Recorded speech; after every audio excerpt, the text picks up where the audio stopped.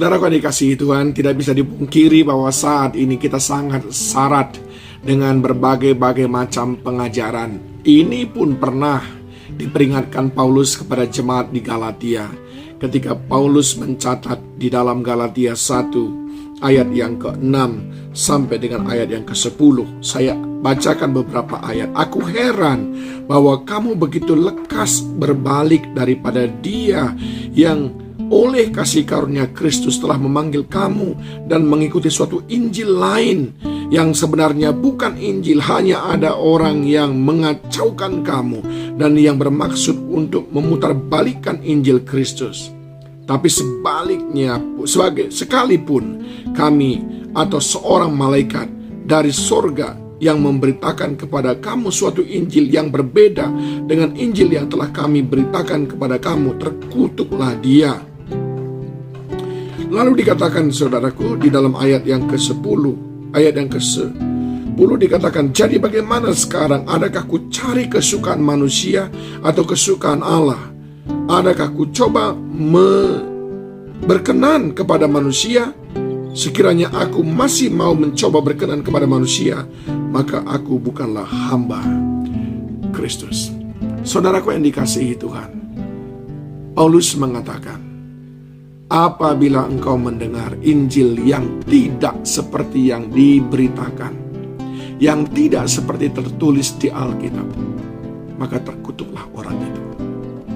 Nah, Paulus mengatakan kepada kita di sini, nggak peduli siapapun yang menyampaikannya, saudaraku.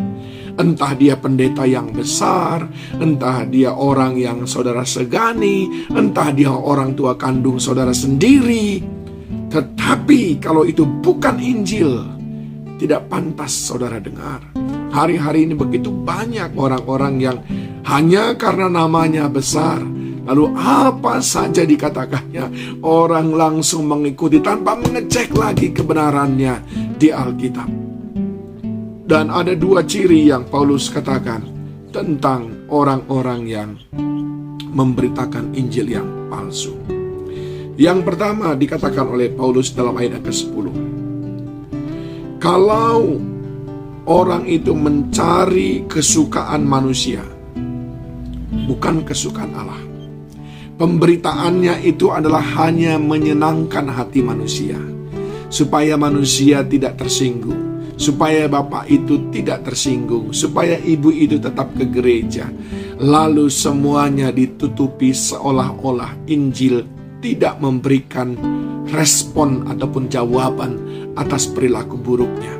Bahkan segala kenajisan sering ditutupi hanya karena ingin menyenangkan. Khotbah-khotbah yang keras dan tajam seperti pedang bermata dua tidak lagi kelihatan, hanya karena ingin menyenangkan hati manusia. Dan saya mau katakan kepada saudara, itu adalah Injil yang palsu. Jika iya, katakan iya. Jika tidak, katakan tidak. Selebihnya datang dari si jahat. Ada banyak pemberita-pemberita yang hanya ingin menyenangkan telinga manusia, menyenangkan hati manusia. Tapi dia dengan begitu jahat tidak memperhatikan perasaan Tuhan. Karena yang mereka beritakan sama sekali tidak sama dengan apa yang Tuhan beritakan. Karena yang mereka sampaikan tidak sama dengan apa yang Tuhan sampaikan. Saudara, jangan saudara terpengaruh dengan kebenaran-kebenaran palsu itu semuanya. Sebab itu bukan Injil. Sedangkan Roma pasal 1 ayat yang ke-16 berkata, hanya Injil itu kekuatan Allah. Di luar daripada itu tidak ada kuasanya. Hanya Injil yang berkuasa. Karena Injil itu adalah Allah sendiri. Ingat baik-baik. Salah satu ciri Injil yang palsu, Injil yang diberitakan hanya untuk menyenangkan hati manusia, bukan hati Tuhan. Takut kehilangan manusia, takut kehilangan support, dukungan dari manusia. Bahkan dikatakan yang kedua adalah Injil yang palsu itu mudah kita amati, yaitu, adakah ku coba berkenan kepada manusia? Sekiranya aku masih mau mencoba berkenan kepada manusia, maka aku bukanlah hamba Kristus.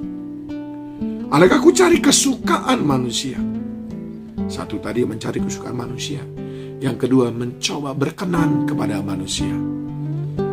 inginnya itu hanya supaya manusia bisa menerimanya, supaya manusia bisa menghormatinya, supaya manusia, orang-orang selalu ada bersama dengan dia, supaya jemaat di gerejanya banyak.